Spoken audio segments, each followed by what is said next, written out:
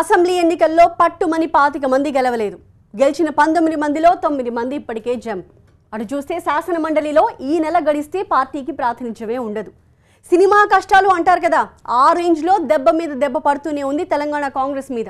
ఈ back డ్రాప్లో MLC ఎన్నికల ఫలితాలు కాంగ్రెస్ని కాస్త ఊపిరి పీల్చుకునేమనేశాయి.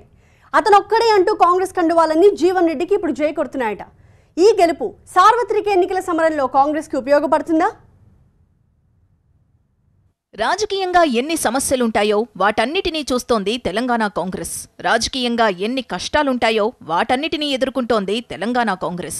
వరుసగా పార్టీని వీడుతోన్న నేతలు ఒకవైపు, సార్వత్రిక ఎన్నికల సమరంలో టీఆర్ఎస్ దూకుడును ఎలా ఎదుర్కోవాలో అర్థం కాని పరిస్థితి మరోవైపు.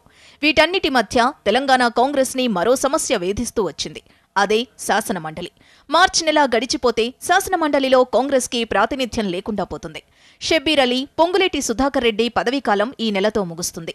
వీరిద్దరి పదవీకాలం ముగిస్తే ఇక శాసనమండలిలో కాంగ్రెస్కి ప్రాతినిధ్యమే ఉండదు. అటు ఎమ్మెల్యేలో చేజారిపోతున్నారు. ప్రధాన ప్రతిపక్ష పార్టీ అన్న హోదా పోయింది. ఇటు శాసనమండలిలో ఒక్క ఎమ్మెల్సీ కూడా లేకపోతే రాజకీయంగా ఇంతకు మించిన డౌన్ ఫాల్ మరొకటి ఉండదు. ఈ పరిస్థితిని కూడా ఫేస్ చేయడానికి తెలంగాణ కాంగ్రెస్ రెడీ అయిన వేళ ఎమ్మెల్సీ ఎన్నికల కేంద్రంగా ఆ పార్టీలో ఒక్కసారిగా జోష్ నిండింది. కరీంనగర్ పట్టభద్రుల నియోజకవర్గం నుంచి జీవన్ రెడ్డి గెలుపొందారు.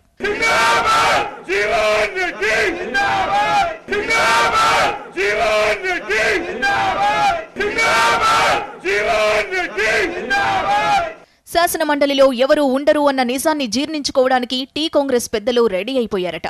ఈ సమయంలో ఒకే ఒక్కడు తరహాలో జీవన్ రెడ్డి గెలుపొందారు. దీంతో కౌన్సిల్లో కాంగ్రెస్ జీరో కాదు అని పార్టీ నేతలు సంబరపడిపోతున్నారట. సార్వత్రిక ఎన్నికల సమరం ఒకవైపు సాగుతోన్న నేపథ్యంలోనే జీవన్ రెడ్డి విజేతగా నిలిచారు. దీంతో లోక్సభ ఎన్నికల్లో తమను లైట్గా తీసుకోవడానికి వీల్లేదని కాంగ్రెస్ కండువాలు చెబుతున్నారట. మరింత ధీటుగా టీఆర్ఎస్ ని ఎదుర్కోవాలని భావిస్తున్నారట. అసెంబ్లీ ఎన్నికల్లో టీఆర్ఎస్ ఘన విజయం సాధించింది. కాంగ్రెస్ ను దారుణంగా ఓడించింది.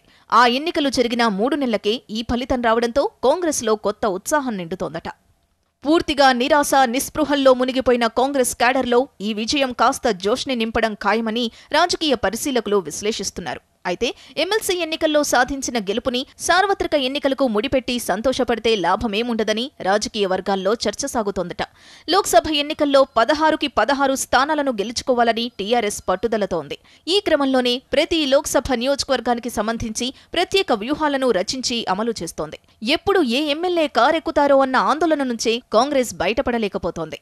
ఈ పరిణామాల మధ్య జీవన్ రెడ్డి గెలుపు గుర్రమెక్కారు. శాసనమండలిలో ప్రాతినిధ్యం లేదన్న అవమానాన్ని తప్పించడానికి మాత్రమే జీవన్ రెడ్డి గెలుపు పరిమితమవుతుందా, లేక కాంగ్రెస్కి కొత్త శక్తిని ఇస్తుందా అన్నది రాజకీయ వర్గాల్లో చర్చనీయాంశంగా మారిందట.